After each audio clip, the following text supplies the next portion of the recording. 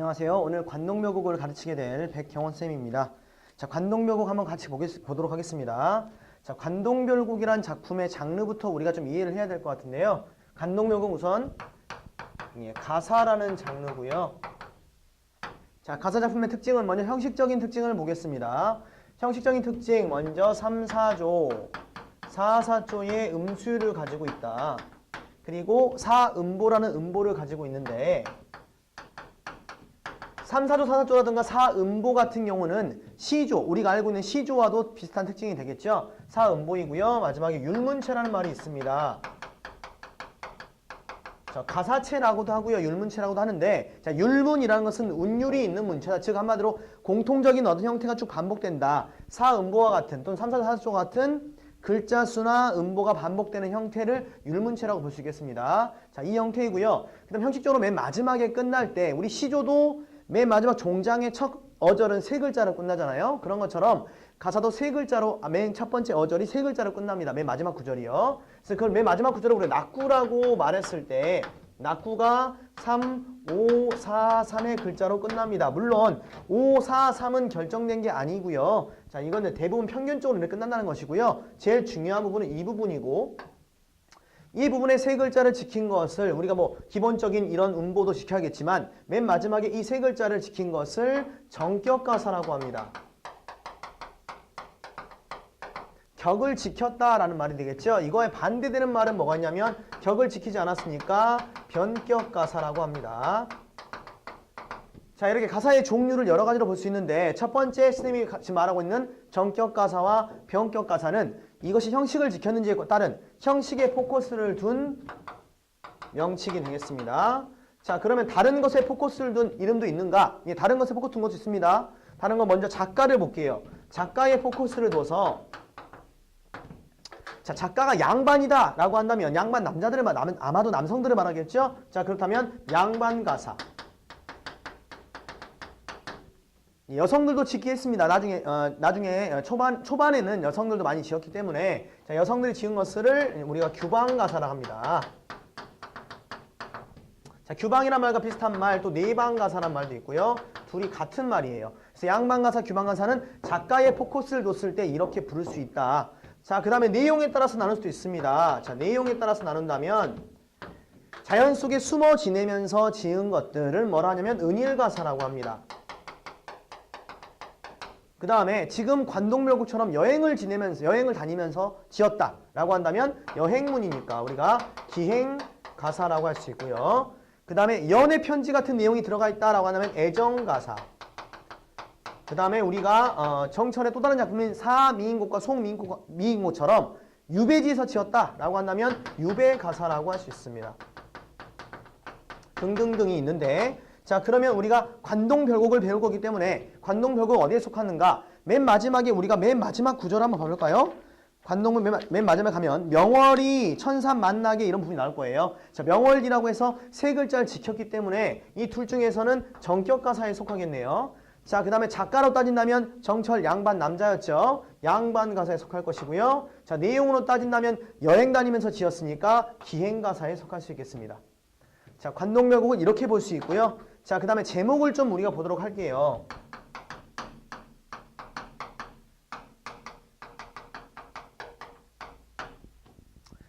자, 별곡이라는 말은 우리가 많이 들어봤을 겁니다. 우리 시가에 있는 다른 작품들도 많이 볼 수 있는 명칭인데요. 자, 이것은 우리 시가의 다른 어떤 노래의 종류 중 하나입니다. 시가 종류 라고 보시면 되고요. 그 다음에 관동별곡의 관이 뭐냐면 우리가 알고 있는 우유 많이 나오는 동네죠. 자, 대관령.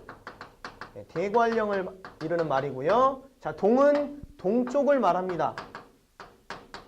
자, 그럼 대관령 동쪽. 현재는 어떻게 많이 부르고 있냐면 대관령에 영자를 따가지고 영동지방이라고 많이 말하고 있습니다. 물론 관동지방이라는 표현도 아직까지 쓰고 있습니다. 그래서 관동별곡은 가사작품이고 제목을 본다면 아하, 이 사람이 영동지방을 유람한 다음에 쓴 작품이구나 라는 것을 알 수가 있겠네요.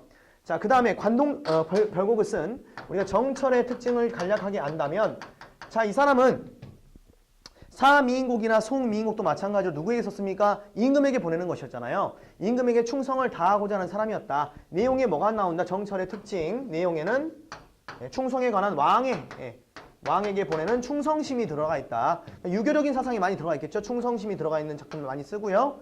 자, 그 다음에 유배 같은 것도 많이 갖고요. 그 다음에 자연을 많이 좋아하는 사람입니다. 그래서 자연 친화적인 내용을 많이 씁니다. 자, 이런 것들은 내용상에서 보이는 특징이고요. 자, 거기에다가 하나 더 추가하자면 이 사람 표현 방식 중에 특징이 하나 있는데, 자, 이 사람은 기분이 좋으면 과감한 생략을 하는 생략법을 씁니다. 자, 과감한 생략법.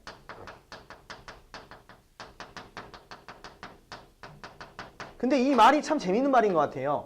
기분이 좋으면 과감히 생략한다. 자, 이게 무슨 말이냐면 만약에 사미인곡이나 송미인곡을 썼을 때는 유배 중이니까 기분이 당연히 좋을 일이 없겠죠. 하지만 관동별곡은 관찰사로 임명된 상황이었기 때문에 기분이 좋았을 것이고요. 저 정철의 작품 중에도 유명한 시조 중에 하나 있는 게 뭐가 있냐면 제 너머 성골롱댁에 술 익었다는 말을 어제 듣고 라는 시조가 있습니다. 자, 근데 그 시조 같은 경우 이 사람이 자연 친화적인 내용을 많이 쓴 사람이기 때문에 당연히 풍류를 좋아할 것이고 풍류를 좋아한다면 당연히 술 좋아하겠네요. 자, 술 좋아하는 사람한테 술 익었다고 술 한잔 하러 와 라고 했으니 기분 많이 좋겠죠?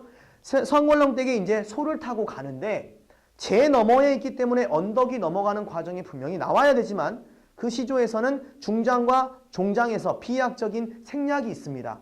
언덕을 넘어가는 과정이 과감히 생략되어 있고 넘어간다고 해놓고 바로 그 다음에 그 성골롱댁 집 대문 앞으로 갑니다. 자, 이런 것도 왜 그럴까요? 술 먹는다는 생각에 기분이 좋아서 경쾌한 마음에 과감한 생략을 썼다.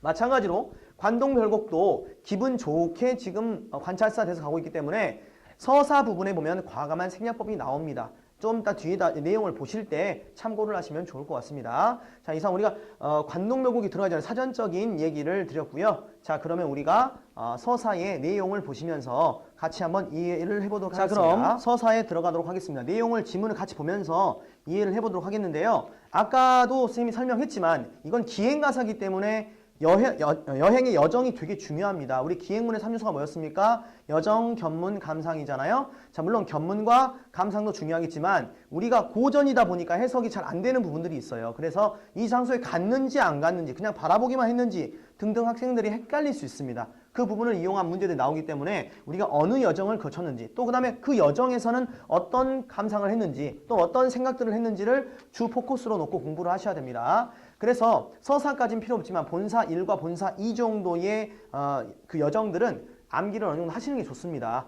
자, 그러면 내용을 보도록 하겠습니다. 먼저 서사.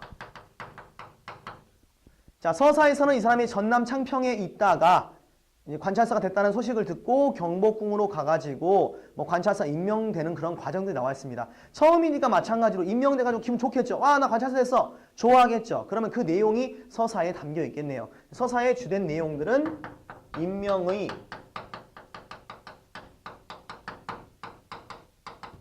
기쁨이 등장한다. 이 사람이 기뻐한 내용들이 등장한다는 걸 알 수 있습니다. 자, 그러면 처음에 어디 갔는지 봅시다. 강호의 병이 깊어 중림에 누웠더니 라고 했습니다. 첫 번째 장소는 중림이 나왔네요. 이 사람이 있었던 장소 중림.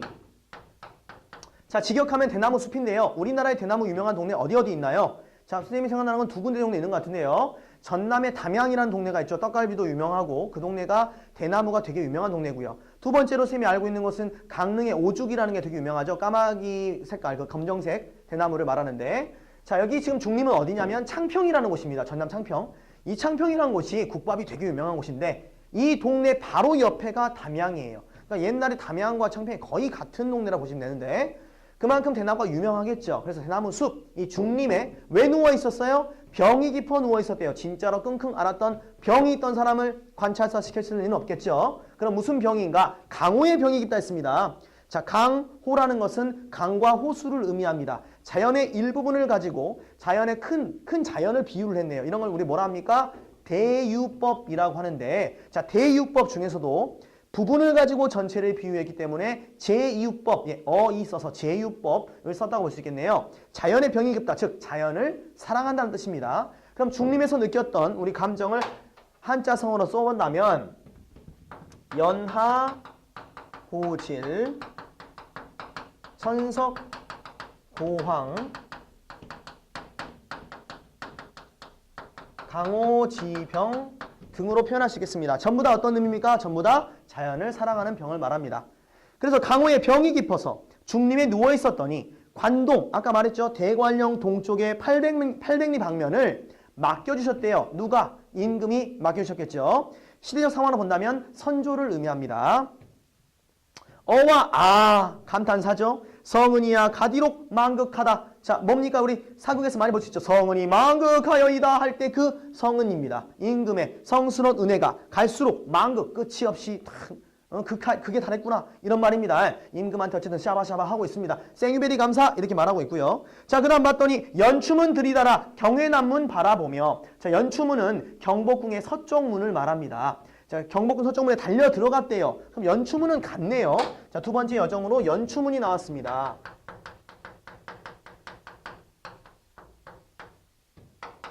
자, 연추문 달려 들어가서 경회남문 바라봤습니다. 선생님이 만약에 자, 뭐 중계 항림학원에서 옥상에 올라가가지고 내가 뭐 중계역을 바라봤다 라고 한다면 중계 하이스트 옥상은 항림학원 옥상은 갔겠지만 중계역은 가지 않은 거겠네요. 바라보기만 했으니까. 마찬가지로 그렇다면 여기 경회남문을 바라봤다고 했으니 경회남문은 광화문이거든요. 자, 광화문은 가지 않았습니다. 광화문 X 쳐놓은 게 좋겠네요. 아마도 경회남문 X.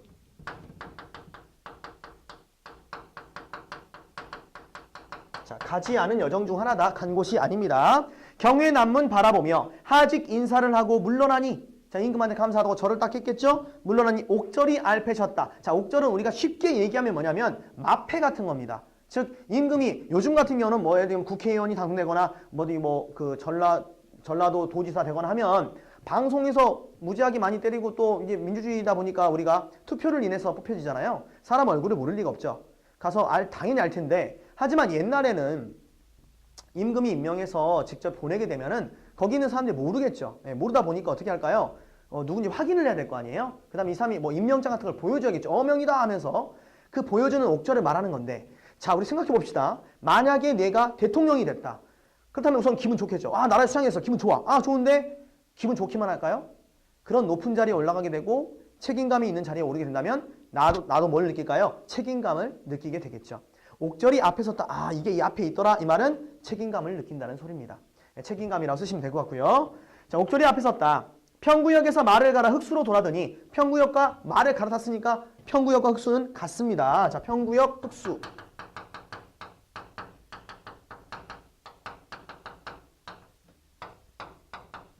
말을 갈아타면 여기서 흑수로 돌아 들어가니 섬강은 어디이고 치악은 여기로다. 섬강과 치악 전부 다 원주에 있는 거죠. 자, 섬강, 치악, 원주까지 갔는데 이 사람이 물론 부임지는 나중에 회양이라는 곳이 나오는데 영동지방이겠지만 여기는 영동지방은 아직 아니죠. 하지만 원주도 강원도기 때문에 이 사람의 관할 지역이 될 수 있겠네요.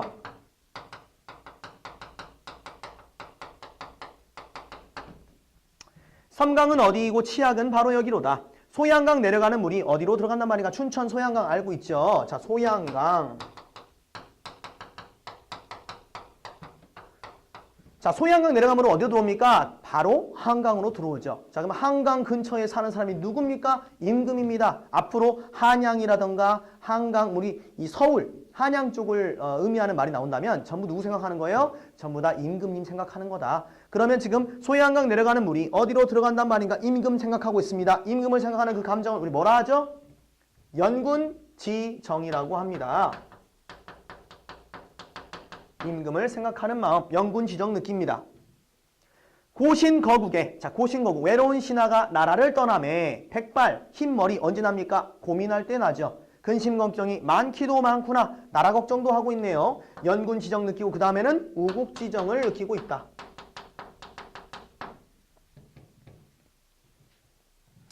자, 그 다음 동쥐, 밤, 겨우 새와 북관정에 올라하니 삼각산 제일봉이 함하면 베리로다라고 했습니다. 동쥐라는 게 동주인데요. 원래 표현은 자, 동주의 이렇게 보면 되는데 동주, 그 다음에 북관정, 궁항, 대골토도 거의 같은 유사한 장소이기 때문에 한 번에 묶어서 보겠습니다.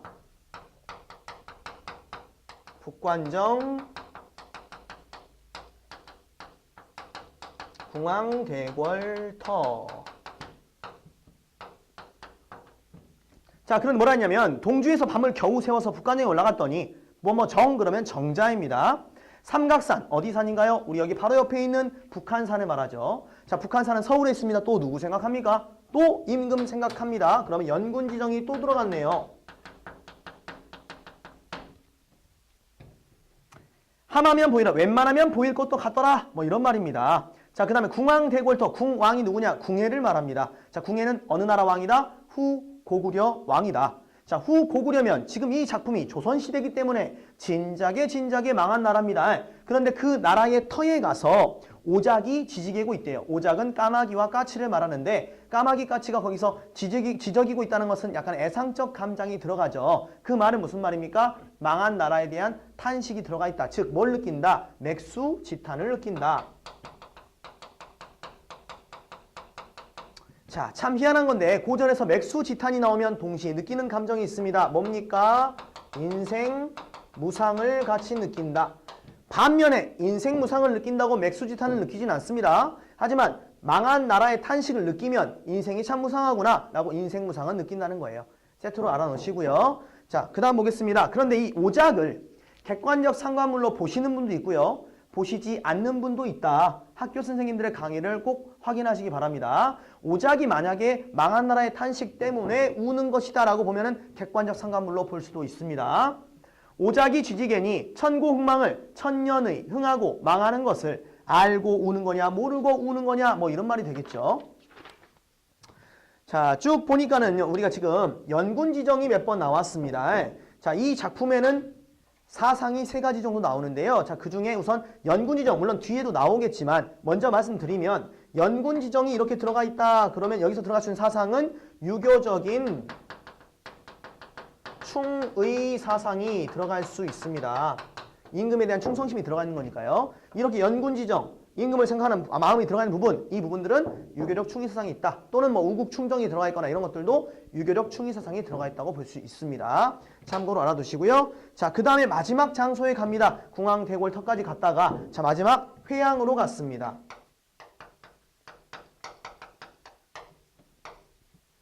자, 회양. 내 이름이 마침 같구나. 뭐와 같냐?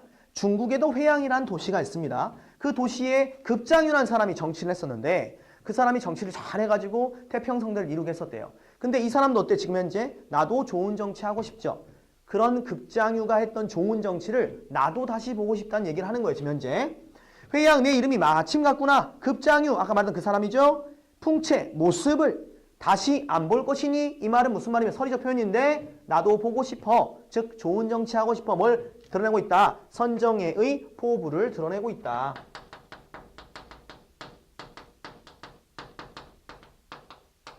선정에 대한 포부를 밝혔다. 뭐 그런 말입니다. 자, 여기까지가 서사이고요. 자, 그러면 그 다음에 본사를 들어가도록 하겠습니다. 자, 그럼 본사를 보도록 하겠습니다. 자, 아까 서사까지는 인명의 기쁨이 있다 그랬었죠? 그 다음 본사 1로 갑니다. 자, 본사 1에서는 어디를 구경하는가? 이 사람이 먼저 산 구경을 먼저 합니다. 산 중에서 어떤 산? 우리가 제일 아름다운 산? 금강산을 봅니다. 금강산의 안쪽, 금강을 보는데요. 자, 여기에서는 무엇을 얘기하는가? 자, 우리도 처음에 고등학생이 막 됐을 때 말이에요. 아, 이제 고등학생이 됐으니 나는 고차원 정도로 알겠어. 라고 결심했나요? 아니면 고등학생이 됐으니 지금까지 놀았지만 앞으로 열심히 하겠어. 라고 생각했나요? 아마도 후자인 친구들이 많겠죠. 자, 후자로 우리가 결심한 것처럼 정철도 처음에 막 이제 관찰사 됐으니까 관찰사 됐으니 권력을 이용해 놀아야겠어. 이게 아니라 관찰사 됐으니 열심히 해서 굶주린 백성들을 먹여 살려야지 라는 결심을 했겠죠. 그럼 처음 본사 1에서는 무슨 얘기를 하고 있다? 선정의 포부를 밝히고 있다.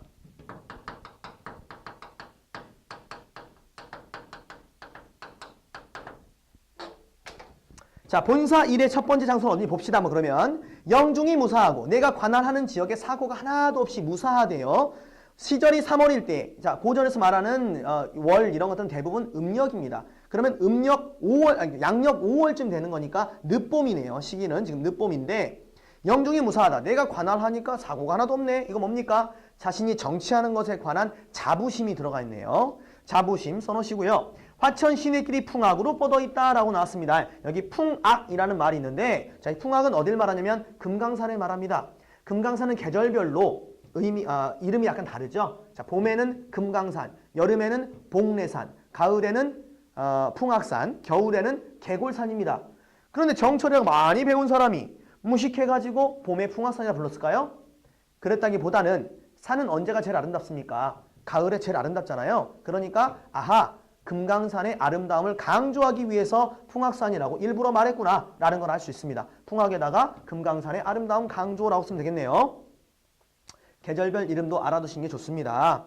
자, 풍악으로 뻗어 있다. 행장을 다 떨치고라는 부분이 나왔습니다. 무슨 말입니까? 여행의 옷차림을 간소히 하다라는 뜻인데요. 거기에 밑줄을 딱 그시고요. 거기다 뭐라 쓰냐면 잡가라는 작품 중에 잡가 장르 중에 유산가라는 작품이 있습니다. 그 유산가에 보면은 죽장망의 단표자로라는 부분이 있어요. 그 부분이 바로 이것과 똑같이 여행의 옷차림을 간소히 하다라는 부분입니다. 만약에 그게 문제 나온다면 같이 지문을 제시하거나 또는 보기로 제시해가지고 그 부분을 제시할 거예요. 밑줄 그어놓은 다음에 위 관동별곡에서 이것과 같은 의미의 부분이 어디냐라고 물어볼 겁니다. 대부분 우리가 유산가 나올 때는 대부분 다 그것과 연관져 나오기 때문에 혹시라도 혹여 이걸 외우지 못하더라도 보기에 유산가가 나왔다. 여행의 옷차림 간소히 하는 부분이구나 라고 알고 찍어도 절반 이상은 맞는다 생각하셔도 됩니다. 그런 부분이 많이 발전해서 나오고요. 행장을 다 떨치고 석경, 돌길에 막대를 짚어 백천동을 곁에 뒀으니 안 갔습니다. 만폭동에 들어가니 만폭동 가네요. 첫 번째 본사일의 장소 만폭동에 들어갔습니다. 자, 이 사람 만폭동 들어가서 뭐 봤냐? 폭포 봤습니다.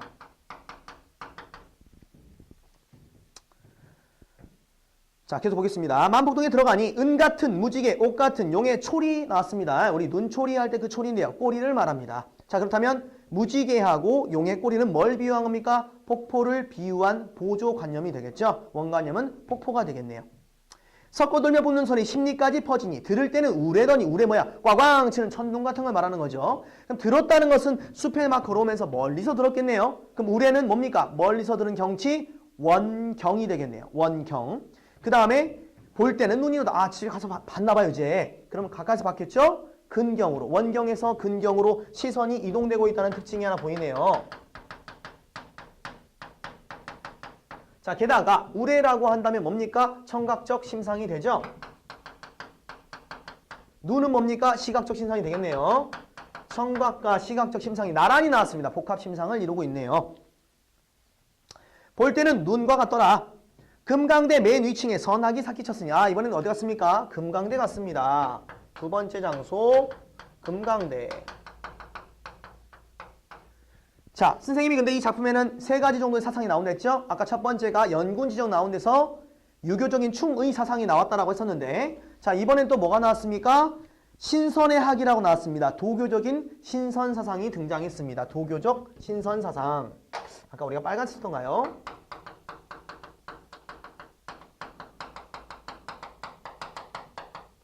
선학이라는 표현에서 알 수 있으니까 선학도 써놓을까요, 우리가?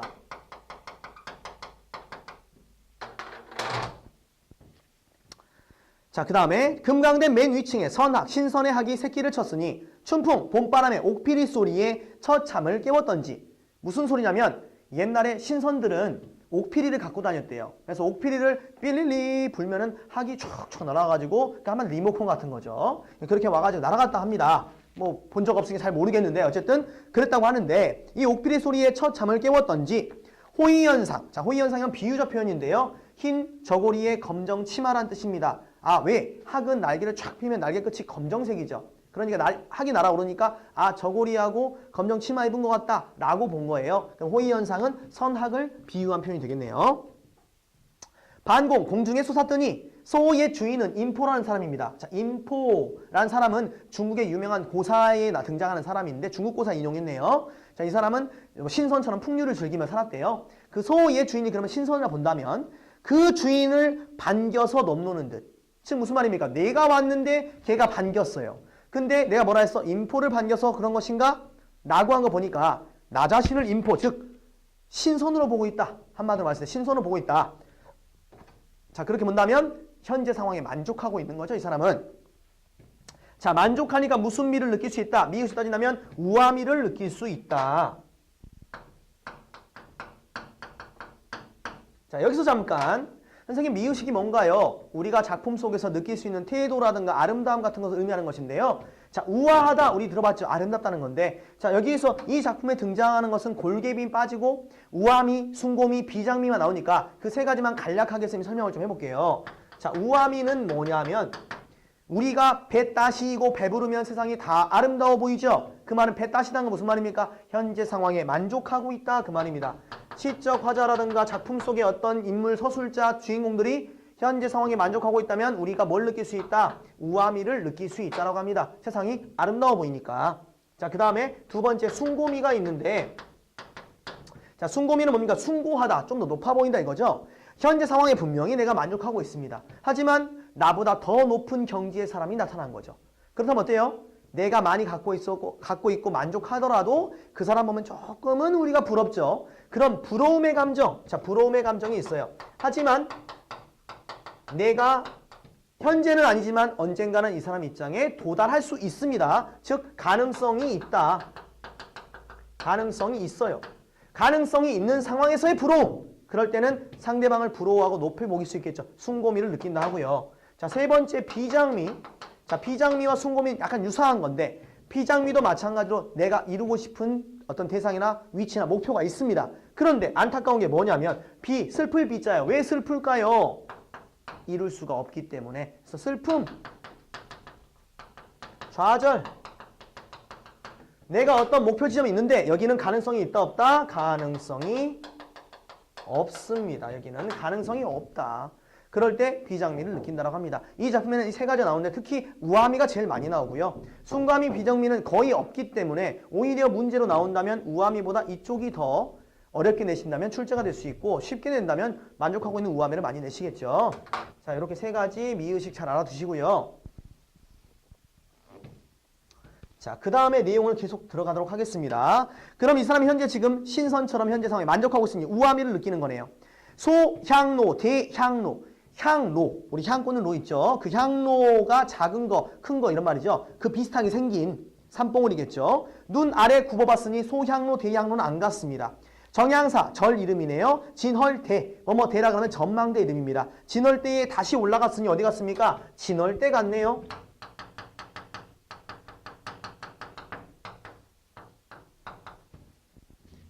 다시 올라앉아 보니 여산 진면목이, 여산은 중국의 유명한 명산입니다. 그런데 우리가 여기 지금 현재 강원도인데 눈이 엄청 600만 달러 산에 좀 좋아가지고 뚜두두두 해서 봤을까요? 그건 아니겠죠. 아마도 중국에 있는 명산이니까 아하! 여기 금강산이 중국에 있는 여산만큼이나 그만큼 예쁘고 아름답구나 라는 금강산의 아름다움을 예찬한 표현이 되겠죠.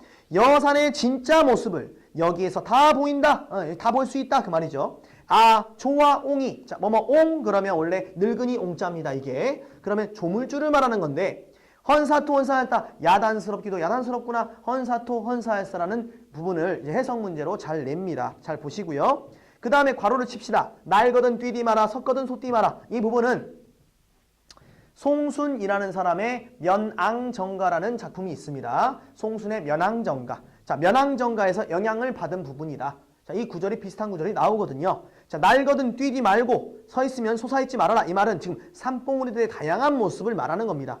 어떤 산봉우리 날아가는 것 같기도 하고 뛰어가는 것 같기도 하고 서 있는 것 같기도 솟아 있는 것 같기도 하고 이 말이죠. 날고 뛰는 것은 동적인 모양새고요. 서 있고 솟아 있는 것은 정적인 모양새를 할 수 있겠네요. 부용, 연꽃을 꽂아놓은 듯, 백옥, 흰 옥을 묶어놓은 듯, 동해를 박차고 나가는 듯. 역시 상당히 좀 활동성이 있어 보이는 표현이 되겠죠. 북극을 비하는. 근데 이 북극이 뭐냐면 북극성이에요. 북극성. 근데 우리 고전에서 해, 달, 별, 하늘 같은 것들이 나오면 비유적 표현일 때에 누구를 의미할 때가 많다? 임금을 의미할 때가 많다. 여기 지금 현재 임금을 의미하는 것입니다. 북극성 그러면 임금을 의미하고 있다. 북극을 바치고 있는 듯. 높을 시고 망고대 외로울사 혈망봉이. 자, 망고대 혈망봉이 나왔네요. 여기 지금 뭡니까?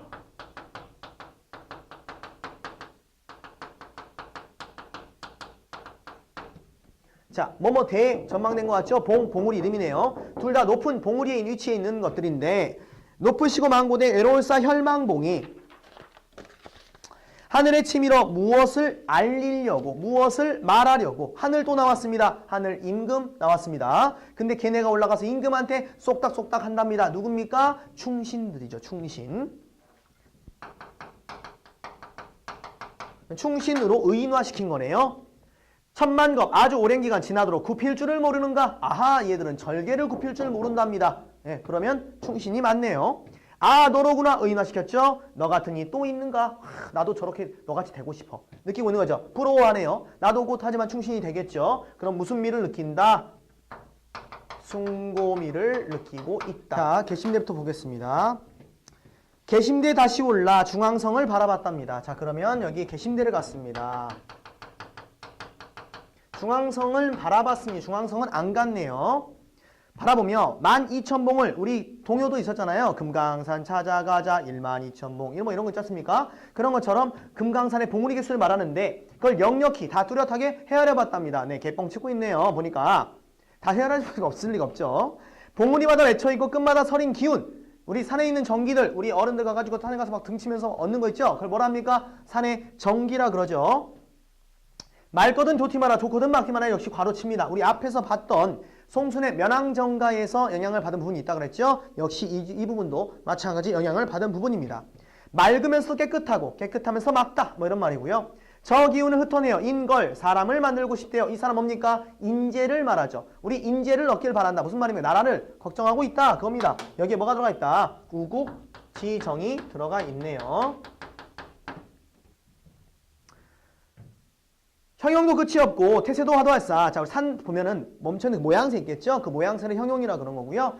채세라는 것은 뭡니까? 이게 우리가 뭔가 이게 움직이려고 하는 그 모양새, 뭐 기운 이런 것들을 말합니다. 정적이고 동적인 모습을 같이 말했는데 형용도 끝이 없고 채세도 화도할사. 많기도 많구나. 천지가 세상 천지가 만들어질 때에 자연스럽게 되었겠지만은 이제 와서 보게 되니까 그걸 만든 사람이 누굽니까? 신이죠. 그 신의 뜻이 여기 담겨져 있답니다. 만든 사람의 뜻이 담겨져 있답니다. 비로봉 상상두에 올라본 사람이 그 누구인가? 아마 없을 거야 라는 서리적 표현이 되겠죠. 여기에서 보니까 어디 갔습니까? 비로봉을 간 것이 아니라 비로봉을 바라보고 있네요. 간 곳은 아닙니다. 상상두에 올라본 사람이 그 누구인가? 동산태산이 어느 것이 높다고 하던가? 아니 우리는 동산태산도 비교를 안 해봤어. 비로봉하고. 그러니까 동산태산, 비로봉 중에 어떤 게 높은지 잘 몰라. 그 말이죠. 근데 사람들이 비로봉만, 동산태산만 제일 높다고 하지? 뭐 이런 말이죠. 어떻게 보면. 노나라가 좁은 줄도 우리는 모르는데 넓거나 넓은 천하에 어째 작다고만 하는가? 자, 왜냐하면 공자라는 사람이 동산태산에 올라가가지고 세상이 별로 크지 않은 거였구나 라고 말을 했대요. 그런 정신적 경지가 있다는 거죠. 하지만 나는 아직 그런 정신적 경지가 안 됐어. 그러니까 공자의 그런 정신적 경지를 부러워하는 표현입니다. 자, 그럼 난 거기 올라갈 수 없다는 표현이 뒤에도 나오는데요.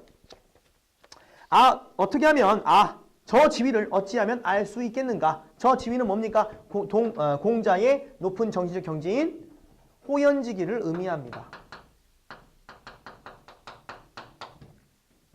올라가지 못하니 내려가는 것이 이상한가? 나는 못 올라가니까 내가 내려갈래. 이것은 자기 합리화이자 또 어떤 목표치가 있을 때 내가 이룰 수 없는, 내 능력 때문에 이룰 수 없는 거. 아까 배웠었죠? 자, 슬퍼진다 그랬습니다. 비장미를 의미하네요. 여기는 또 비장미가 나왔다.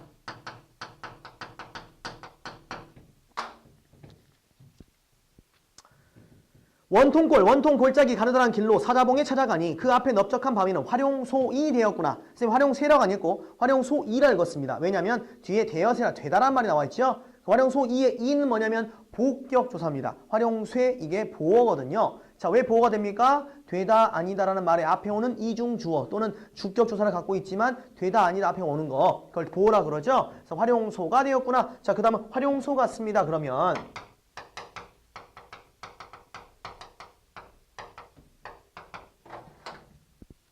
연못 이름인데요. 천년 노령이, 자 여기에선 비유적 표현이 쭉 나옵니다. 천년 동안 늙은 용이 나왔습니다. 누굴 말합니까? 정철을 의미한다. 구비구비 서려 있어. 구비구비 이런 거 의태어 썼네요. 음성 상징어 쓰고 있고요.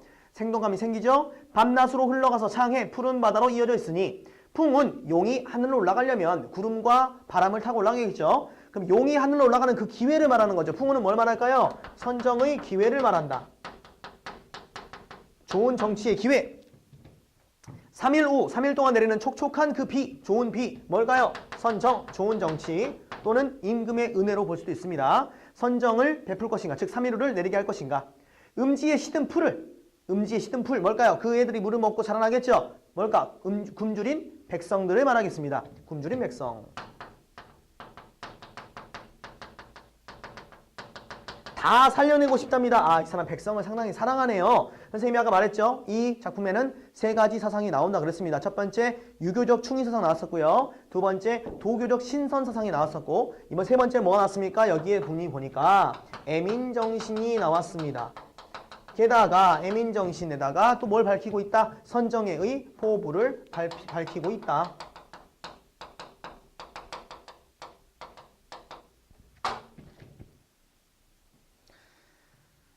그 다음 보겠습니다. 마하연 묘기상 앞문제 넘어가서 외나무 썩은 달이 불정대에 올라가니. 자, 그 다음 어디 갔습니까? 불정대 갔네요.